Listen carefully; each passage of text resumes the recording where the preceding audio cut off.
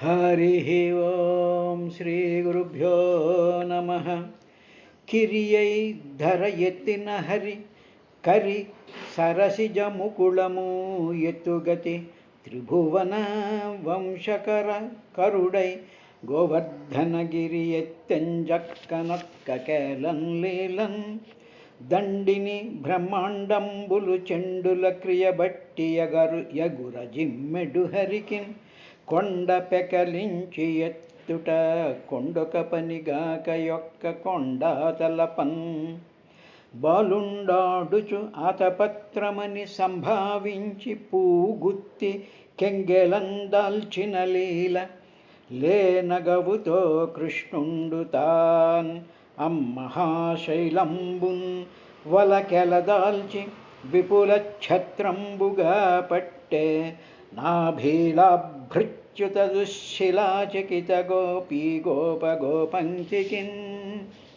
బాలుండీతడు కొండదొడ్డది మహాభారంబు సైరింపగా జాలండోయని దీని క్రింద నిలువన్ శంకింపగా పోలదు ఈ శైలాంభోనిధి జంతు సంయుత ధరాచక్రంబుపై పడ్డ నాకేలు అలల్లాడదు బంధులారా నిలుడి క్రిందన్ ప్రమోదంబునన్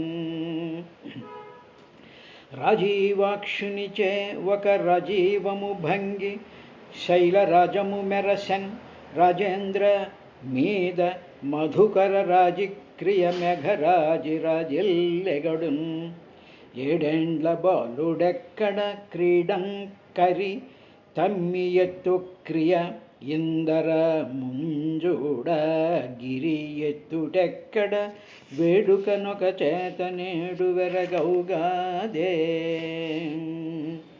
నా వంటి వెర్రేవారిని శ్రీవల్లభ నీవు శాస్తి చేసితివేనింగా కావరము మాని పెద్దల త్రోవల జరుగుదురు బుద్ధి తొడుతనీషా ఒక్కొక్క లోకము కాచుచు ఎక్కుడు గర్వముననేమె ఈశులమనుచున్ చొక్కిన నను బోటి వెర్రులు నిక్కము నీ మహిమ తెలియరేరనంతా. హరి ఓం శ్రీ గురుభ్యో నమః. సుఖబ్రహ్మ పరీక్షణ్ మహారాజుకి మనసు యొక్క విశేషాన్ని ఆయన వివరిస్తూ, ఈ మనసు అనేటువంటిది ఇంద్రియాలు తీసుకొచ్చినటువంటి ఇన్ఫర్మేషన్ వల్ల, ఇంద్రియాల యొక్క లావాదేవీల వల్ల, ఇంద్రియాల యొక్క ఆ లాలస వల్ల డెవలప్ అయినటువంటి అనుభూతుల యొక్క పరంపరలే మనసు. కాబట్టి ఈ మనసు ఏం చేస్తుంది అంటే, ఇలా వచ్చినటువంటి అనుభవాలతో కూడుకున్నటువంటి మనసు, ఆ అనుభవాలు చిత్తం రూపంలోకి వెళ్ళి వాసనల రూపం కింద ఉన్నప్పుడు ఆ మనసు, ఆ బుద్ధి, ఆ చిత్తము మళ్ళీ ప్రవోక్ అయ్యి అటువంటి దృశ్యాలు కానీ, అటువంటి వ్యక్తులు కానీ, అటువంటి వస్తువులు కానీ, అటువంటి ఆలోచనలు కానీ వచ్చినప్పుడు ఈ చిత్తము మళ్ళీ ప్రవోక్ అయ్యి అవి మళ్ళీ కావాలి, అవి మళ్ళీ అనుభవించాలి అనేటువంటి అంటే కంప్లీటెడ్ సర్క్యూట్ అంటారు ఫిజిక్స్లో అన్నమాట. అంటే ఏమిటి, ఫీడ్బ్యాక్ సర్క్యూట్ అంటారు. ఆ విధంగా ఇవి వీటికి ఇస్తే ఇది మళ్ళీ వీటికి ఇస్తూ ఈ విధమైనటువంటి కోరికల్ని డెవలప్ చేస్తూ ఉంటుంది మనసు. కాబట్టి మహానుభావులైనటువంటి వాళ్ళు, అవధూతులైనటువంటి వాళ్ళు కూడా ఈ మనసుని వాళ్ళు ఎప్పుడూ నమ్మరు. ఎందుకు నమ్మరు అంటే, భార్యని పరిపూర్ణంగా నమ్మినటువంటి భర్తకు ఆ భార్య వ్యభిచారిణి అయి జారుల్ని ఏ విధంగా తీసుకొచ్చి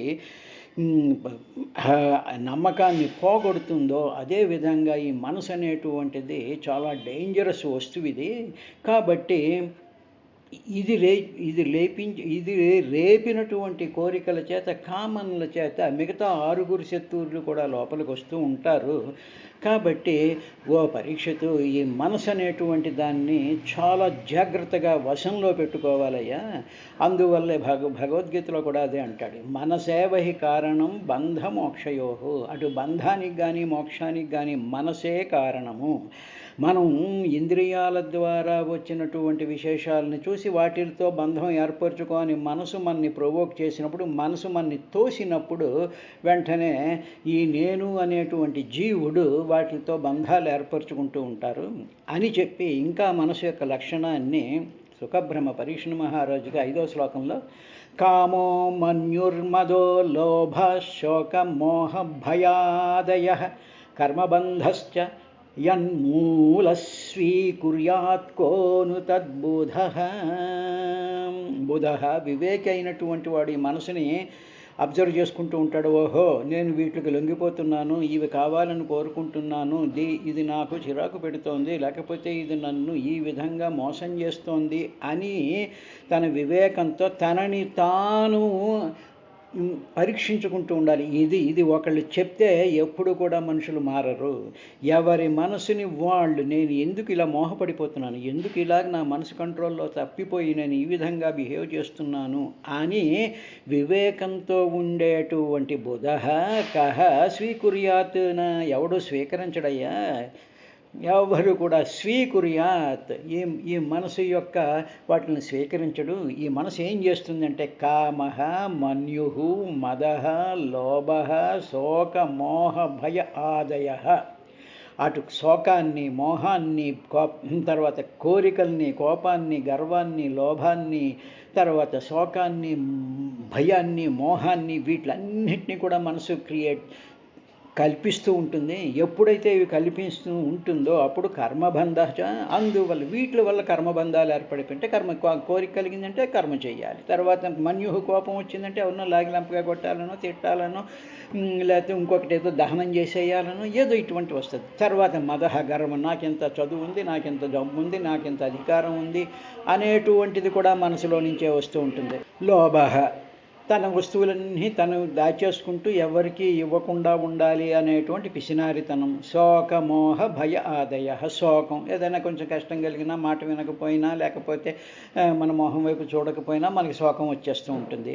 వాళ్ళు చూడాలి, వాళ్ళు మనతో మాట్లాడాలి, మన రికగ్నైజ్ చేసేయాలి అని మామూలుగా సమస్తమైనటువంటి మానవులు అనుకుంటూ ఉంటారు. అది రోజు కాంటాక్ట్లో ఉండేటువంటి వాళ్ళకి ఆ వ్యామోహం మరీ ఎక్కువగా ఉంటుంది. ఆ వ్యామోహం వస్తుంటుంది. ఆ వ్యామోహంతో వాళ్ళ చుట్టూ తిరుగుతూ ఉండడం, ఆ వస్తువుల చుట్టూ తిరుగుతూ ఉండడం, ఆ పదార్థాల చుట్టూ తిరుగుతూ ఉండడం, ఆ వాటి మీదే మనసు పెట్టుకుంటూ ఉండడం అనేటువంటిది ఏం చేస్తుంది, ఇవన్నీ కూడా కర్మబంధ, ఇవన్నీ కర్మల్లోకి దింపుతాయి. ఎప్పుడైతే కర్మల్లోకి దింపేయో అప్పుడు నీ మనసు అంతా కూడా అలజడి చెందిపోతూ ఉంటుంది.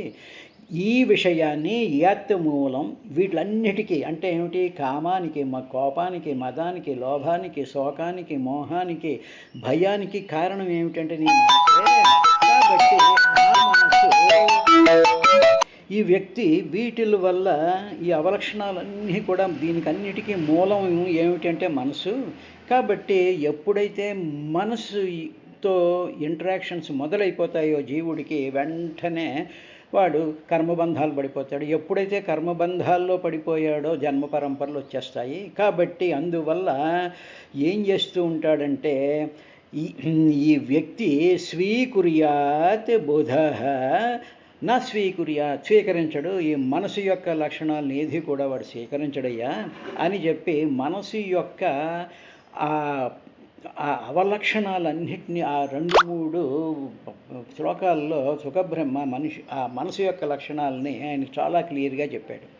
ఇప్పుడు చెప్పింది సుఖబ్రహ్మ కాబట్టి దీని యొక్క విశేషం అంతా కూడా భాగవతంలో ఉంది, భగవద్గీతలోనూ ఉంది. కాబట్టి ఇప్పుడు మనిషి సాధన అనేటువంటిది ఏమిటి అంటే, ఇప్పుడు మామూలుగా కూర్చున్నాం అనుకోండి, నా మనసు దేని వెనకాల పరిగెడుతున్నది, ఆ వ్యక్తుల వెనకాల పరిగెడుతోందా, ఆ వస్తువుల వెనకాల పరిగెడుతోందా, ఆ పరిస్థితుల వెనకాల పరిగెడుతోందా, ఆ దృశ్యాల వెనకాల పరిగెడుతోందా, ఎవరి వెనకాల నా మనసు పరిగెడుతోంది, ఆ పరిగెత్తేటువంటి దానివల్ల నాకు ఎంత ప్రయోజనం ఉన్నది.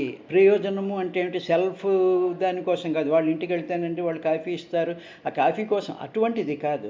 నాకు ఆధ్యాత్మికంగా భగవత్ సంబంధమైనటువంటి విశేషంలో నన్ను ఎంత పైకి తీసుకెళ్ళగలిగినటువంటి ప్రయోజనం ఉంటుంది అని భగవంతుడు పరంగా చేయాలి. సాధారణమైనటువంటి మనుషులందరూ, ఒకడు ముష్టివాడు ఉన్నాడు అనుకోండి, వాడు ఏం చేస్తాడు? వాడు 4 చోట్ల అడుక్కునేటప్పటికి వాడికి ఏదో ఆహారం తరిగిపోతుంది. అలాగే డబ్బున్నటువంటి వాళ్ళు, సాధారణమైనటువంటి గృహస్థులు, వాళ్ళకి ఇవేమీ ఉండవు.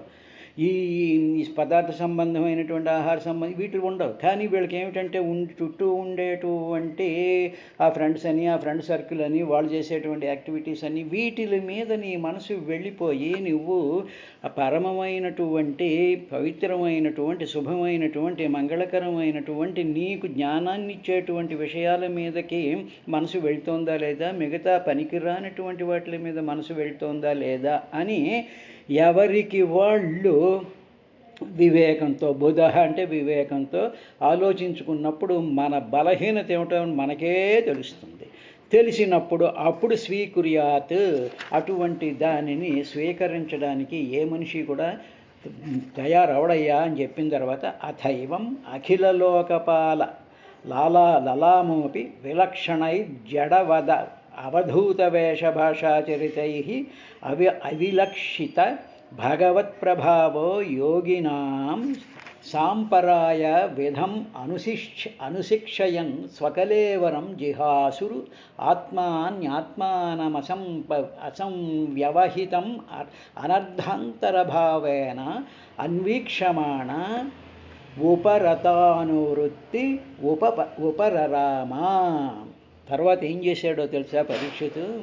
ఈ ఋషభదేవుడు ఉన్నాడే, ఈయన ఒకనాడు ఏవం ఈ విధంగా ఎవరు? అఖిల లోకపాల లలామహ అపి, లోకపాలకులందరికీ కూడా అలంకారమైనటువంటి వాడు వృషభ చక్రవర్తి. ఆయన సాక్షాత్తు పరమాత్మ యొక్క అంశ కదా ఆయనలోకి వచ్చింది. అందువల్ల ఆయన అఖిల లోకాల్ని పరిపాలించేటు వాళ్ళందరిలో కల్లా ఈయన అలంకారమైనటువంటి ఆ వృషభ చక్రవర్తి ఏం చేశాడంటే జడవత్ అవధూత వేషభాషాచరితై, తర్వాత అవధూతలు వేసేటువంటి వేషం ఏదైతే ఉంటుందో ఆ వేషాన్ని వేసేసుకుని ఆ అవధూతలు ఏ విధంగా మాట్లాడతారో అటువంటి మాటలు మాట్లాడుతూ, ఆ అవధూతలు ఏ విధంగా ఆచరణ చేస్తూ ఉంటారో, వాళ్ళు ఎలా తింటూ ఉంటారు, ఎలా పడుకుని ఉంటూ ఉంటారు, ఏం మాటలు మాట్లాడుతూ ఉంటారు, ఇటువంటి విశేషాలు, అవధూత విశేషాలన్నీ కూడా ఆయన వ్యక్తపరుస్తూ ఉన్నాడు భూమండలం మీద. వ్యక్తపరుస్తూ ఉండి అసలైనటువంటి అవిలక్షిత భగవత్ ప్రభావ, తాను భగవంతుడు అని ఆ భగవత్ లక్షణాలన్నిటినీ కూడా ఏ మాత్రము కూడా అభివ్యక్తం కానివ్వకుండా, ఒక పిచ్చివాళ్ళలాగా, ఒక మూవవాళ్ళలాగా, ఒక వెర్రివాళ్ళలాగా, ఒక దుమ్ము కొట్టుకుపోయిన వాళ్ళలాగా, ఒక ఏదో వెర్రివాగుడు వాగుతున్నటువంటి వాళ్ళలాగా, ఏదో పిశాచాలు పట్టుకున్నటువంటి వాడిలాగా ఆయన ప్రవర్తన చేస్తూ ఉన్నాడు. కానీ లోపల ఆయన ఏం చేసుకున్నాడు? అవిలక్షిత భగవత్ ప్రభావ, ఆ భగవంతుడి యొక్క తేజస్సు, భగవంతుడి యొక్క సౌందర్యము, భగవంతుడి యొక్క దయ, భగవంతుడి యొక్క సర్వశక్తము, భగవంతుడి యొక్క పరిపూర్ణమైనటువంటి జ్ఞానము, నిత్యం శుద్ధం భుక్తమైనటువంటి ఆ పరతత్వ లక్షణాలన్నిటినీ కూడా అభివ్యక్తం కానివ్వలేదు ఆయన. కానివ్వకుండా ఎందుకు అలా ఉన్నాడు అంటే, దానికే సుఖబ్రహ్మ పరీక్షణ ఎందుకు స్వామి అలా ఉన్నాడు అంటే, యోగినాం సాంపరాయా విధం అనుశిక్షయన్, అందుకోసం ఉన్నాడయ్యా ఆయన ఆ విధంగా. అంటే యోగులు ఉంటారే, సాధకులు ఉంటారే, ఈ సాధకులందరికీ కూడా సాంపరాయ విధం, మరణించేటువంటి పద్ధతిని అనుశిక్షయన్, శిక్షణ ఇవ్వడానికి ఆయన ఆ విధమైనటువంటి వేషం వేసుకొచ్చాడు. ఏమంటే మరణం ఎలా మరణించాలో కూడా శిక్షణ ఇవ్వాలా అండి అని ఒక డౌట్ వస్తుంది. కానీ మనం భీష్మాచార్యులు వారిది కానివ్వండి, లేకపోతే మహాత్ములైనటువంటి వాళ్ళ యొక్క చరిత్రలు కానీ చూసినట్లయితే వాళ్ళు ఎప్పుడు మరణం కావాలి అని కోరుకుంటే అప్పుడు వాళ్ళకి ఆ మరణం వస్తుంది. అదేవిధంగా దక్షయజ్ఞంలో సతీదేవి ఆవిడ ఏం చేసింది, మరణం ఏ విధంగా పొందింది అంటే యోగాగ్ని దగ్ధమైపోయింది, యోగాగ్నిలో దగ్ధమైంది. అంటే ఏమిటన్నమాట, పరిపూర్ణమైనటువంటి భగవత్ శక్తిలోకి ఈ బాహ్యమైనటువంటి పాంచభౌతికమైనటువంటి దేహాన్ని భగవత్ శక్తిలోకి మిళితం చేసేటువంటిది యోగులు చేస్తూ ఉంటారు. సాధారణమైనటువంటి జీవులు మానవులు ఉన్నారనుకోండి, వాళ్ళు ఏదో కట్ల మీద పెట్టి కాల్ చేసేస్తారు, ఏదో బూడిదైపోతుంది, ఇదైపోతూ ఉంటుంది, అది పంచభూతాల్లో కలుస్తూ ఉంటుంది. కానీ అలాంటి విధంగా వచ్చేటువంటి మరణం ఏమిటంటే సామాన్య జీవులందరికీ అలాగే ఉంటాయి. కొంతమంది ఏమో భూమిలో కాదు పెడతారు, కొంతమంది ఏమో ఏదో కాకులకి గద్దలకి వేసేస్తారు, కొన్ని రకాలైనటువంటి వాళ్ళు సముద్రంలో వదిలేస్తూ ఉంటారు, చేపలకు ఆహారంగా పెడుతుంటారు. ఇలాగ మరణించిన తరువాత మరణించేటువంటి పద్ధతి, మరణించిన తరువాత దాన్ని ఏ విధంగా విలీనం చేయాలి అనేటువంటి పద్ధతిని యోగినాం సాంపరాయ విధిం అనుశిక్షయన్, అటువంటి పద్ధతిని యోగులందరికీ కూడా ట్రైనింగ్ ఇవ్వడం కోసం అని చెప్పి ఆయన స్వకలేవరం జిహాసు, తన యొక్క సొంత దేహాన్ని విడిచిపెట్టడానికి ఆయన కోరుకున్నాడయ్యా. కోరుకుని ఏం చేశాడు అంటే అప్పుడు అలాగ ఆ తన చుట్టూ చాలామంది యోగులు ఉంటారు, అదృశ్య శక్తులతో వస్తుంటారు. ఈయన అవధూతాన్ని గ్రహించినటువంటి యోగులు, భక్తులు, సాధకులు ఈయన వెనకాల తిరుగుతూనే ఉంటారు. ఎప్పుడు వాళ్ళు కూడా ఉంటారు ఆయన వెనకాల ఎప్పుడు కూడా. మహానుభావులు వెనకాల చూడండి, సాధకులైనటువంటి వాళ్ళ శిష్యులు వాళ్ళు గణాలు ఉంటాయిగా, ఆ విధంగా ఈయన చుట్టూ ఉంటే వాళ్ళందరికీ కూడా శిక్షణ ఇవ్వడం కోసం అని చెప్పేసి ఆయన తన దేహాన్ని ఎలా వదలాలో వదిలి వీళ్ళకి చూపించాలి అనేటువంటి కోరికతో ఉండి ఆయన ఏం చేశాడు అంటే మొట్టమొదట చేసింది ఏమిటి అంటే ఆత్మని అసంవ్యవహితం, మొట్టమొదట దేహాభిమానాన్ని వదిలేశాడు. ఫస్ట్ ట్రైనింగ్ ఏమిటంటే నువ్వు దేహం కాదు, నువ్వు దేహానివి కాదు, నువ్వు దేహానివి కాదు, నీవు లోపల ఉండేటువంటి పరమాత్మ యొక్క వెలుగు మాత్రమే. కాబట్టి ఈ దేహం నిత్యం కాదు, ఇది దేహం అంటే నేను కాదు, నేను అనేటువంటిది లోపల వెలిగేటువంటి ఒక పరిపూర్ణమైనటువంటి చైతన్య ప్రకాశం. అది అణువులోనూ కూడా ఒక ఎలక్ట్రిసిటీ లాగా, ఒక వెలుగులాగా ఉంటుంది. ఆ వెలుగుల చెర మీదే ఈ అణువులు, ఈ శరీరం అనేటువంటిది ఫార్మ్ అవుతుంది. కాబట్టి ఆ వెలుగే నేను కానీ ఈ దేహం నేను కాదు అని ఆయన ఏం చేశాడంటే ఆత్మని అసంవ్యవహితం, దాని మీద నుంచి ఇంకా ఏమాత్రము కూడా నేను దేహాన్ని కాదు, నేను పరమాత్మ స్వరూపమైనటువంటి ఆత్మచైతన్య ప్రకాశాన్ని నిరంతరము అని చెప్పి భేద దృష్టి, ఇది దేహము, ఇది మనసు, ఇది అనేటువంటి చెప్పేది ఏమిటంటే బుద్ధి చెప్తుంది. మన మనసు బుద్ధి ఉంది, ఆ బుద్ధి చెప్తూ ఉంటుంది. కాబట్టి ఇప్పుడు అటువంటి బుద్ధిని ఈయన ఏం చేశాడు అంటే ఆత్మానం అనర్థాంతర భావేన అభేద భావన చేత ఏం చేశాడు అంటే నేను శరీరం కాదు అనేటువంటి భావాన్ని బుద్ధిలోకి బాగా దట్టించుకుని బుద్ధి నిండా నేను దేహాన్ని కాదు అని చెప్పి ప్రతి యోగికి కూడా ఆయన యొక్క ప్రవర్తన వల్ల, ఆయన యొక్క స్థితి వల్ల, ఆయన యొక్క ఉపదేశం వల్ల ఈ యోగులు, భక్తులు, సాధకులు, ఆయన వెనకాల ఉండేటువంటి వాళ్ళందరికీ కూడా ఆయన ట్రైనింగ్ ఇచ్చి దేహాభిమానాన్ని పూర్తిగా వదిలేసేసి ఆత్మయందే నిష్ఠుడై ఉన్నాడు. అంటే పరమాత్మ ఆ ఆత్మ చైతన్య ప్రకాశంలోనే తాను నిలబడిపోయి ఉన్నాడు. అంటే ఏమిటన్నమాట, ఇప్పుడు మనిషి ఉన్నాడు అనుకోండి, ఇప్పుడు ఏదో భగవాన్ రమణ మహర్షులు ఉన్నారు, పరమాచార్యులు వాళ్ళు అట్లా, ఇప్పుడు వాళ్ళని చూస్తే మనకి ఎలా కనిపిస్తుంది, ఒక దేహంలా కనిపిస్తుంది. ఇప్పుడు మనకి కొంచెం జ్ఞాన దృష్టి వచ్చింది అనుకోండి, కొంచెం జ్ఞానం ఉంది మనకి, భగవంతుడి అనుగ్రహం వల్ల మనకు ఆ శక్తి వచ్చింది అనుకోండి. ఇప్పుడు మనం వాళ్ళని చూసేటప్పటికీ వాళ్ళ దేహం ఏదో 5 అడుగులు పొడుగు, ఇంత లావు, ఇంత పొడుగు, ఇంత కాళ్ళు చేతుల్లో మనకు కనిపిస్తూ ఉంటుంది దేహం. ఇప్పుడు ఆత్మనిష్ట ఆత్మ చైతన్యమునందు విలీనం చేశాడు అన్నప్పుడు ఇప్పుడు మనం ఒక భావన చేద్దాం, ఒక దృశ్యాన్ని ఇప్పుడు ఆ భగవాన్ రమణ మహర్షో పరమాచార్యులు వారో లేకపోతే మహానుభావుల యొక్క శరీరాలను ఒకసారి ఇలా చూసి, ఆ శరీరం ఇలాగ మనం చూస్తూ ఉండగానే ఆ శరీరం అంతా కూడా ఒక బ్రహ్మాండమైనటువంటి తెల్లనైనటువంటి వెలుగు కింద మారిపోయింది అనుకోండి. మారిపోయి ఆ వెలుగు అక్కడే ఉండకుండా ఆ వెలుగు అంతా కూడా మొత్తం విశ్వవ్యాప్తం అయిపోయినట్టుగా మనం ఊహించామనుకోండి. అటువంటి విధంగా ఆత్మ చైతన్య ప్రకాశంలోకి ఈయన తన దేహాన్ని అలాగ నిలబెట్టేసేసి ఆత్మ చైతన్యమునందు, అంటే ఆత్మానం అనర్థాంతరభావేన మొత్తం అంతట్లోనూ కూడా ఈ వెలుగు మొత్తం అంతా కూడా ఈ శరీరం యొక్క వెలుగు అంతా కూడా మనం వ్యాపించిపోయినట్టు ఇందాక భావన చేసామే, అలాగా ఇక ఖాళీ లేకుండా మొత్తం అంతా కూడా వ్యాపించిపోయేటువంటి విధంగా ఆత్మ చైతన్యంలోకి ఆయన శరీరాన్ని నిలిపేసి దాంట్లోనే ఉండిపోయాడయ్యా. ఈ విధంగా ఉండడం వల్ల ఇంక శరీరం లేదుగా, ఇంకా శరీరం లేదుగా, వెలుగు రూపం అయిపోయిందిగా. అప్పుడు ఇంకా ప్రపంచ వ్యవహారాలతో లావాదేవీలు ఉండవుగా. అందువల్ల ఉపరత అనువృత్తి, ఎప్పుడైతే దేహాభిమానం పోయిందో, దేహం నేను అనుకునేటువంటి భావం ఎప్పుడైతే పోయిందో, ఇక మనసు అనేటువంటిది ఉండదు. దేహంలో పార్ట్ మనసు కాబట్టి దేహం మీద అభిమానం లేనప్పుడు ఇంకా దేహం కదా, ఇంద్రియాలు కదా, మనసు కదా మిగతా ప్రపంచంతో వ్యవహారాలు చేస్తూ ఉంటుంది. కాబట్టి ఉపరరామ, ఈ విధంగా ఆయన ప్రపంచంతో ఈ మొత్తం లావాదేవీలన్నీ మొట్టమొదట కట్ చేసేసుకుని, అంటే ఇది ఫస్ట్ స్టెప్ అర్రా.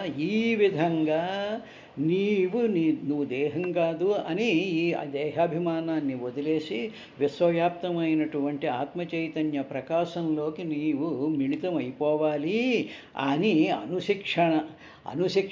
అనుశిక్షయం ఆ యోగులందరికీ ఆ విధంగా ఎలా చెయ్యాలో అనేటువంటి ట్రైనింగ్ ఇవ్వడం చేశాడయ్యా ఆయన వృషభ చక్రవర్తి అని చెప్తూ, తస్య వా ఏవం ముక్తలింగస్య భగవత వృషభస్య యోగమాయావసనయ దేహ ఇమాం జగతీం అభిమానాభాసేన సంక్రమమాణః కోంక వెంకట కుటకాన్ దక్షిణ కర్ణాటకాన్ దేశాన్ యదృచ్ఛపయోగతః కుటకాచలోపవన అస్య కృతాశ్మ కవల ఉన్మాద ఇవ ముక్త మూర్ధజో సంవీత ఏవ విచార. ఈ విధంగా ఏం చేశాడంటే, ఇంకా దేహాభిమానం అంతా వదిలేసిన తర్వాత ఆయన అలా వదిలేసినా సరే ఇంకా యోగమాయ యొక్క వాసన ఇంకా ఉంది. అంటే మాయ ఎంత ఉంటుందంటే అటువంటి అవధూతల్లాంటి పరమాత్మ చైతన్య శరీరాలు నింపుకోగలిగినటువంటి శక్తి ఉండి సర్వవ్యాపకమైనటువంటి ఆత్మనిష్టలో ఉన్నా సరే ఇంకా ఆ యోగ మాయ యొక్క వాసన చేత ఆయన దేహం ఇంకా బాధింపబడుతుంది. ఇంకా మాయ ఆయన్ని బాధిస్తూనే ఉంది. ఆ బాధిస్తూ ఉండేటప్పుడు ఓహో నన్ను ఇంకా మాయ, అంటే పరమాత్మలో మాయ కదా, ఇప్పుడు పరమాత్మలో విలీనం చేస్తున్నాడుగా శరీరాన్ని, ఇలా శరీరాన్ని మనసుని అన్నిటినీ పరమాత్మలో విలీనం చేస్తున్నాడు. పరమాత్మలోకి వెళుతూ ఉండేటువంటి సందర్భంలో పరమాత్మలోనే ఉండేటువంటి యోగమాయ ఇంకా అడ్డం పడుతోంది. అలాగ అడ్డం పడుతూ ఉండేటువంటి ఆ దేహం ఆ యోగమాయ చేత ఇంకా బాధింపబడుతుంది, ఇంకా రానివ్వటం లేదు. ఆ యోగమాయ అడ్డంగా ఉండి, ఇప్పుడు ఉదాహరణ మనకి ఇంట్లోకి రావాలనుకోండి, ఇంట్లోకి వస్తూ ఉండేటికి అక్కడ మనిషితో మనం మాట్లాడాలంటే మధ్యలో ఎవరో ఉండి ఆపుతున్నారనుకోండి, లోపలికి రానివ్వకుండా ఆపుతున్నారనుకోండి. అలాగన్నమాట పరమాత్మలో ఉండేటువంటి యోగమాయ. ఇటువంటి మహాసాధకులైనటువంటి వాళ్ళు సర్వాన్ని వదిలేసేసి 99% వాళ్ళు అందులో సక్సెస్ అయిపోయి లోపలికి వస్తున్నప్పుడు ఇంకా యోగమాయా వాసనయ, యోగమాయ యొక్క ఆ వాసన చేత ఇంకా ఈయనకి ఆ అహం వృత్తి ఉంది, ఇంకా నేను ఉన్నాను, ఈ దేహం ఉంది అనిపిస్తుందర్రా అని చెప్తూ ఆయన ఆ యోగమాయ బలం వల్ల యోగమాయ యొక్క శక్తి పుష్ చేస్తూ ఉండేటప్పటికి పరిపూర్ణంగా పరమాత్మలోకి లీనం అవ్వకుండా ఇంకా ఆయన కొంచెం పెసరు శరీరం అనేటువంటి ఒక స్పృహ మాత్రం ఉంది, శరీరం నేనని కాదు, ఇంకా అందులో నుంచి ప్రాణాలు బయటికి వెళ్ళి అనంతంలో కలిసిపోకుండా ఉండేటువంటి స్థితిలో ఆయన ఎక్కడెక్కడ తిరిగాడంటే సంక్రమమాణ అభిమాన ఆభాసేన, అభిమాన ఆభాసేన అంటే నేను అనేటువంటి ఒక ఆభాస, ఆయనకి పరిపూర్ణమైన చైతన్యంలోనే ఉన్నాడు, కానీ ఇంకా దేహ వ్యవస్థ ఇంకా పడిపోలేదు కాబట్టి కొంచెం ఆ దేహానికి సంబంధించిన ఆభాస, అది దేహం ఉన్నట్టుగా అనిపించేటువంటిది ఆభాస అంటారు. అంటే ఏమిటంటే ఎండమావుల్లో నీరు ఉండేటట్టు కనిపిస్తుంది, అది ఆభాస. అలాగా దేహం అనేటువంటిది ఒకటి ఉంది అనేటువంటి ఆభాసతో ఆయన కొంక, వేంక, కొటకాన్, కొంక, వేంక, కొటక ప్రాంతాలు, తర్వాత దక్షిణ కర్ణాటకం అనేటువంటి దేశ ప్రాంతాలలో యదృచ్ఛయ అనుకోకుండా ఈశ్వరుడు పుష్ చేసి యోగమై పుష్ చేసేస్తుంది, రానివ్వకుండా పుష్ చేసేస్తున్నప్పుడు ఈ దేహం పడిపోలేదు కాబట్టి ఆ దేహంతో ఆయన ఈ దేశాలన్నీ తిరిగేశాట. కొటక ప్రాంతం, దక్షిణ కర్ణాటక ప్రాంతం అనేటువంటి దేశాన్ని యదృచ్ఛయ అనుకోకుండా తిరుగుతూ ఉన్నాడు ఆయన. అలా తోసేస్తోంది యోగమాయ. తోసేస్తూ ఉండేటువంటి సందర్భంలో కొటక అచల ఉపవనే, కొటక పర్వతంలో ఒక ఉపవనం ఉంది, ఒక ఉద్యానవనం ఉందయ్యా. అక్కడ ఏం చేశాడంటే అశ్యకృత అశ్మకవలహ, నోట్లో ఒక చిన్న రాయి ముక్క నోట్లో పెట్టుకుని ఉన్మాదహైవ, పిచ్చివాళ్లాగా ముక్తమూర్ధశ, విరబోసుకున్నటువంటి జుట్టు కలవాడై అసంవేత, దిగంబరుడుగానే విచచార, ఇంకా అక్కడే తిరుగుతున్నట్టు. అంటే నోట్లో ఒక గులకరాయి లాంటిది, ఒక రాతి ముక్కను నోట్లో గట్టిగా పట్టేసుకుని దాన్ని కొరుకుతూ పిచ్చివాళ్లాగా జుట్టు విరబోసేసుకుని ఆ ఋషభ చక్రవర్తి అక్కడ కుటక వనం ఉందే, కొటక అచల ఉపవనే, కొటకము అచలం అంటే పర్వతం, అక్కడ ఉపవనే, అక్కడ వనం ఉంది. ఆ వనంలో ఆయన పిచ్చివాళ్లాగా నోట్లో ఒక బెడ్డ ముక్కని, ఒక రాయితని గట్టిగా నొక్కి పట్టుకుని ఆయన ఈ విధంగా తిరుగుతూ ఉన్నాడయ్యా అని చెప్పిన తర్వాత రేపటి కార్యక్రమంలో ఆయన దేహాన్ని ఏ విధంగా ఆయన వదిలేసేటువంటి ఆ మహత్తరమైనటువంటి దృశ్యాన్ని రేపటి కార్యక్రమంలో సుఖబ్రహ్మ పరీక్షణ మహారాజుకి చూపిస్తాడు. అదంతా యోగులు చూశారనేటువంటి విశేషాన్ని రేపటి కార్యక్రమంలో చూద్దాం.